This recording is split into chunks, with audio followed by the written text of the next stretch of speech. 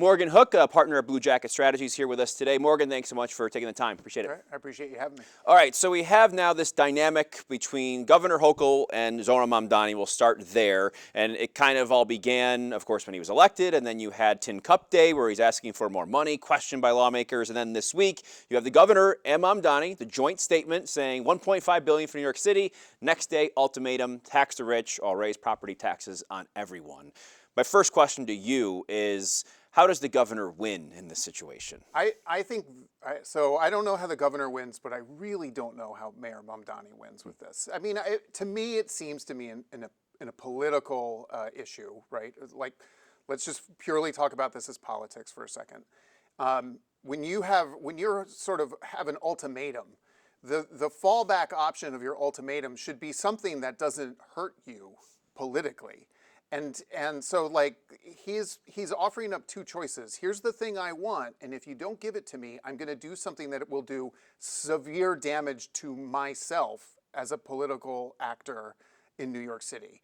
Why he would choose those two things? Like, typically you would want it to be, hey, give me this compromise thing, or I'll do something that you really won't like that will hurt you, Governor Hochul.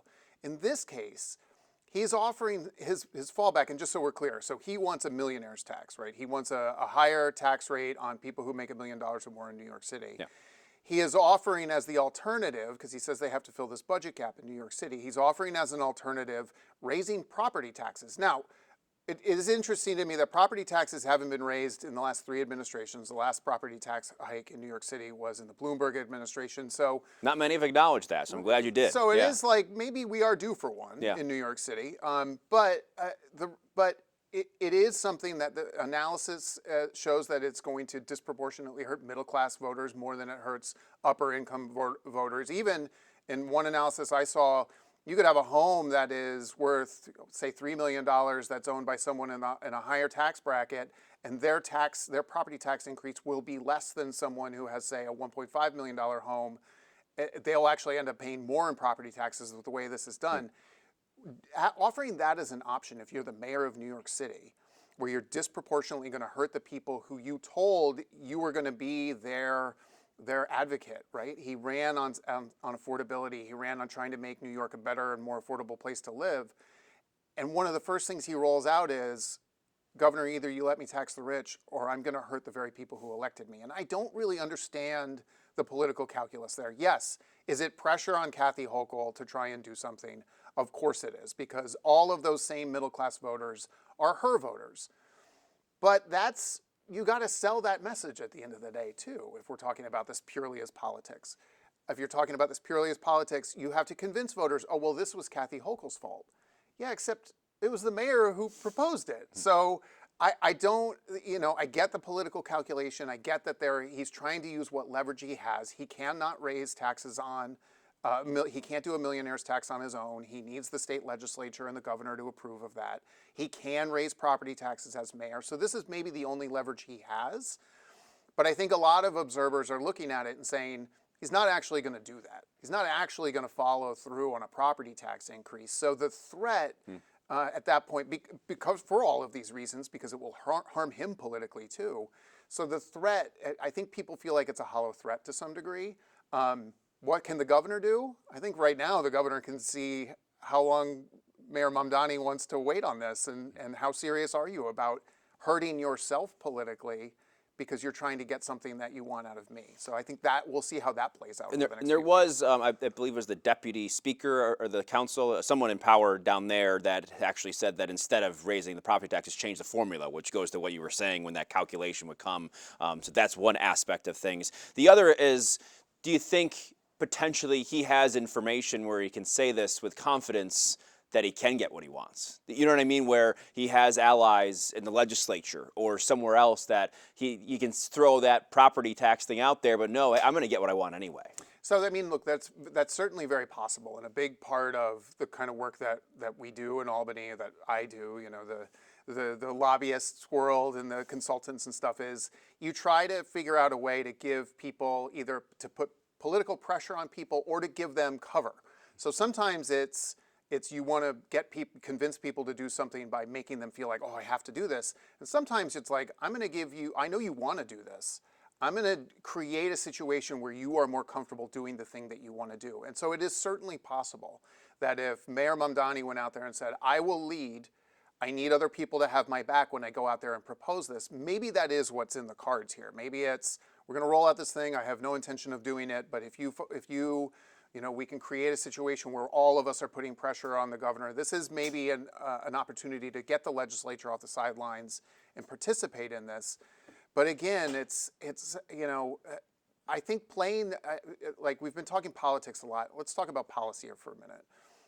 If the end game here is some sort of, we're playing chicken on whether it's property tax or millionaire's tax to close a budget hole, this is bad policy. And sort of putting voters through this and putting the threat of this, that's not great public policy, especially if you don't intend to follow through with it. It's also, if we're talking about affordability, it's probably bad affordability policy too, because if you're a business in New York or outside of New York and you're thinking about investing in New York City, and suddenly you see the mayor is talking about property taxes versus millionaire taxes, are you really going to invest? Are you really going to move into New York? And I think an argument can be made that when we talk about affordability, and certainly this is a big topic in Albany right now, affordability also can come from just creating jobs and creating affordable housing and giving people a place to live that they can actually afford and a job that can help them pay for that place that they can afford.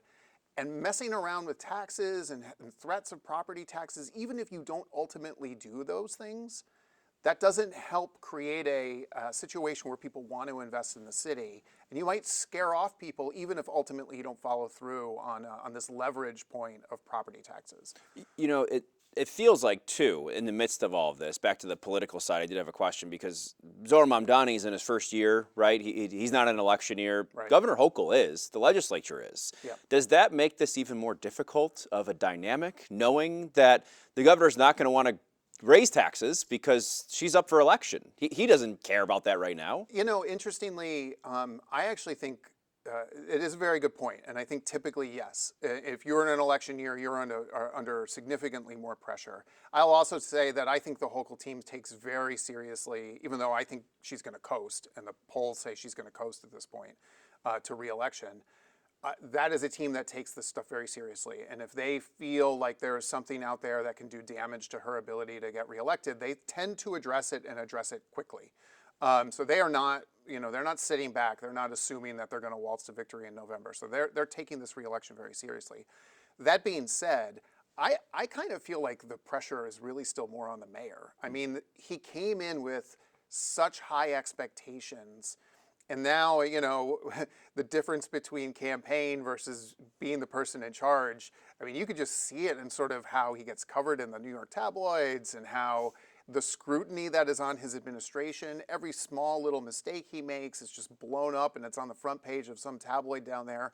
I feel like in a lot of ways, even though, as you point out, he just started, he doesn't have to worry about re-election for a long time.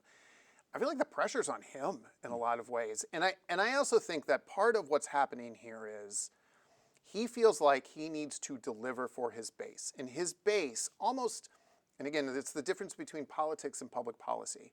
They want a millionaire's tax, period. And whether that is what they actually need to do to cover this budget gap that's happening in New York City, and plenty of people say they don't. How about you cut things? How about you know, as you were saying, adjust the formulas maybe a little bit. You know, 2.5 billion budget gap can sound very large, but when you're talking about the budget sizes of New York City or New York State, I remember a former budget director I worked with who said, get me down to $1 billion, I can find that in the couch cushions. Like, you can do things at the end there to close a $1 billion budget gap that sounds big to like normal people who $1 billion is a lot of money. Yeah. But I don't know that you need a millionaire's tax, and it almost feels like he just wants the millionaire's tax because that's what his base wants, and that's the people who got him elected said, we're getting you elected to go do a millionaire's tax, and it's not about the policy, it's just about being able to say they did it. We got those millionaires to pay more. And again, like, is that good public policy? And is that a thing that you want to risk political capital on and hurt your poll numbers potentially so that you can deliver on this promise?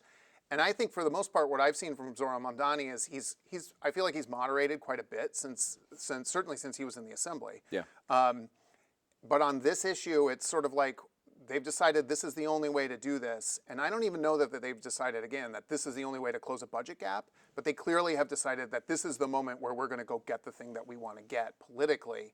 And we're going to risk a lot of political capital to do it. So when it comes down then to the financial aspect, I mean, he's been able to find money, like you mentioned, going down from the original projection of $12 billion, I think, to a $5 billion gap.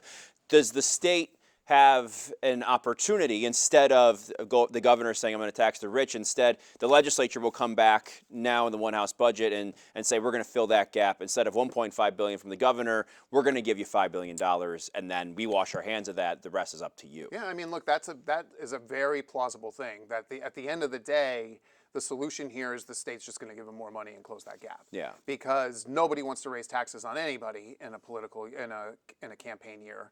And to your point, the entire legislature is up for re-election. The governor is up for re-election. They don't really even want to have this fight right now. They want to finish up session. They want to get a budget done. They want to finish up session, and they want to go home and worry about their primaries and worry about their re-elections in the fall. They don't want to be in Albany arguing over property taxes and millionaires' taxes. That's not what Albany wants to be doing. And they can do that and blame that as he has taken to blame the old administrations, right? He can blame, the governor can blame Cuomo, he can blame always Adams. Blame an old administration. Right? I mean, they can blame all that. But I will now ask the next question to that. Say that happens and you bloat the budget even more, as our fiscal conservative friends would say. Yeah. And what is the ripple effect of that? Because then you have the rest of the state saying, wow, now the budget's $5 billion more, part of my tax dollars is paying for that. Is there sort of another underlying, because that's what the Republican side is going to play on? Sure. I worked on a few budgets when I was in the governor's office, and my position on this is that the sort of budget fight is largely a thing that we really care about in Albany, on Planet Albany, if we use a David Patterson term. Boy, do we care about the budget fight on Planet Albany. And the thing that always struck me, and I would always judge it by what kind of questions did the governor get from the media outside of Albany. And in Albany, there were questions that we would get asked every single time, every single year. And then we go out to Buffalo, and they wouldn't ask those questions. And then we go to Syracuse, and they wouldn't ask. And in New York City, they wouldn't ask those questions. And so it very much to me was like this Planet Albany, this bubble that existed. And honestly, the minutia of the budget was one of those things where as soon as you got out of, the 518, you never got those questions anymore. So are Republicans going to, if the budget gets bloated, are Republicans going to use that as an attack line? Yes, they are. Is that going to resonate with voters when they've been hearing that the budget has been bloated for 20 years? I think most voters go, yeah, of course, like the budget's bloated, it's New York. Our taxes are too high. Like, I don't know that those are new things, and I don't know that this particular fight will make it so that those things become the sort of key of the November elections. That being said, if property taxes are raised, if a millionaire's tax is applied, that is something new and fresh and something that will be felt by people. And that could be politically dangerous in November elections for all incumbents. You think about some of the other municipalities outside of New York City. You mentioned a couple of those. The questions are a little bit different. That you have these, I don't call it cash infusion, but you see where we just talked about New York City, the billions, but then you just saw the governor in her budget amendments, $100 million more aid to the municipalities, $40 million for the city of Buffalo. Albany, obviously, as we know, $200 million. They're trying to figure out how to spend that. Rochester, I know, got some as well. Is there data? Is there evidence that this works in the long term, just throwing money at these problems? I mean, look, I think that there's evidence. It depends on how they use that money, right? I think that there is evidence. For example, last year the governor had her what did she call it? Her inflation rebate, $300 million, and she wrote checks to people. I have seen I'm not an economist, so what do I know? But I've seen smart economists say that's actually good for the economy because people take that money, they go spend it. And it's an injection of spending into the economy. And so those rebate checks, or when the government just cuts you a check and you get it in your mail, and yeah, great. Usually it's in an election year though. I don't like that as a public policy personally. I just think it's sort of gimmicky. But is an infusion of cash, I think, can be really useful if it's done in the right way. And again, I'm not an expert on sort of like downtown redevelopment and things like that. Yeah. I think, in Albany, for example, we have that big, ugly eyesore of a warehouse that's been there for as long as I've lived in the capital region. Yeah. And you drive by it every day, and apparently we're finally going to knock it down. I mean, that seems like a good use of money because it is such an eyesore. It drags down that entire neighborhood. That neighborhood there have been more businesses going in there, more restaurants in the warehouse neighborhood in Albany. But that big ugly thing there. So does knocking that down and spending a couple tens of millions of dollars, which is what it costs to knock that thing down, is that worth it? Yeah, probably. Is it going towards, I think the question is, does the money go towards things that are actually going to be used by the public, that can invigorate a community, that can revive something? Or does it just kind of go to the same things it always goes to that people don't really see, or is it wasted in some form or another? That's really like boiling down to the details. Yeah. I think the other thing, though, is right now it's just a press release, right? Like, I don't know how much you said Buffalo gets $40 million. 40 million, yeah. That sounds really great in a press release. $40 million for Buffalo, and everyone will report on it, and people read it in the newspaper and that sort of thing. When does that money actually hit the community, and are people going to feel it then? In all likelihood, we're talking about months, if not years down the line. Yeah, Albany are actually going to feel that. Albany's last year was proposed, hasn't seen it yet, yeah. Right, so, but will they feel it eventually? I sure hope so. You'd hope that Right. kind of money Yeah. would be felt by the public, and hopefully they'll get the right people in charge. I think this is really, frankly, where having competent people who know what they're doing in government is so important, because you want to make sure that people are making smart decisions and investing in the right way and using those tax dollars in a way that is actually going to be useful for the community, and not just throwing away or letting corruption take hold, and who knows whose pockets it ends up in, right? Those are questions that I would hope that you guys in the media, like, you follow through, and let's go see where this money is being Right. spent, and if it's being spent in the right way for you, the taxpayer. We're doing our best. And I'll pivot finally here, just because obviously you kind of have to talk about it, is Donald Trump and Governor Hochul and that dynamic right now. We saw the whole Gateway Tunnel dispute sort of play, and then obviously a lot of this has gone to the courts, and we know that that's where the governor has really chosen to fight these battles, and give her credit, the Attorney General's won a lot of those. Today, even, the governor coming out of that governor's meeting and saying the president said he's not going to send ICE here unless I tell him I want that, which she's never going to say. I think we both acknowledge that. How do you think that dynamic is playing? Like, because I think there's two-pronged right now for Kathy Hochul. It's Donald Trump and it's a Zohran Mamdani approach, which are two different situations. How do you think she's going to navigate that here over the course of the next year leading up to the election? So it'll be interesting to see, I think, first, how Donald Trump navigates the election. It seems that he is very concerned about the midterms, and we know that his administration and Republicans in Congress are already looking at the midterms and what they can do. They're talking about changing election laws. They're talking about where can he deploy, or he has looked at places where he deploys ICE. If you look at where most of the ICE deployments have been, for example, you see that those are in blue states, in blue cities, in states that did not vote for him, and not in places where there's a particular immigration problem, like, say, in Texas or in Florida. So he has weaponized ICE, for example. He's weaponized the courts against blue states in these elections. Though, interestingly, as I think you're pointing out, not necessarily in New York. And so, look, whatever secret magic that Zohran Mamdani and Kathy Hochul have figured out on how to make Donald Trump not be mad at them, or stroke his ego to a degree that he doesn't feel like he needs to come in. I think some of it, honestly, is also that Donald Trump is a New Yorker, and at the end of the day, this was his home. And he grew up in New York City, and he identifies himself as a New Yorker. And I think there's some of it where he just doesn't want to be a guy who's an enemy and a villain in New York. So because there's power there, yeah, right? I mean, Zohran Mamdani is a powerful man. Kathy, being in New York with that economy, that infrastructure, and where a lot of the nation, the world comes through, I wonder if that power, as you're alluding to, is something that he respects. Right? I don't know that he respects it. I think you're being far more generous than I am. Just I'm the partisan I'm just here. prompting you. What I would say is this is a man who is guided entirely by his ego, and he wants to be popular in New York City. He's a New York City kid for his entire life, and he does not want to be the bad guy, the villain in New York City. And so he says the things he says, and he gets angry, but at the end of the day, he, more than anything in life, wants New York City to love him. And so he's not going to send ICE into New York City because he knows that that's not, who cares what they think in Minneapolis is what Donald Trump might say. Who cares what they think in Chicago? But New York, that is my home.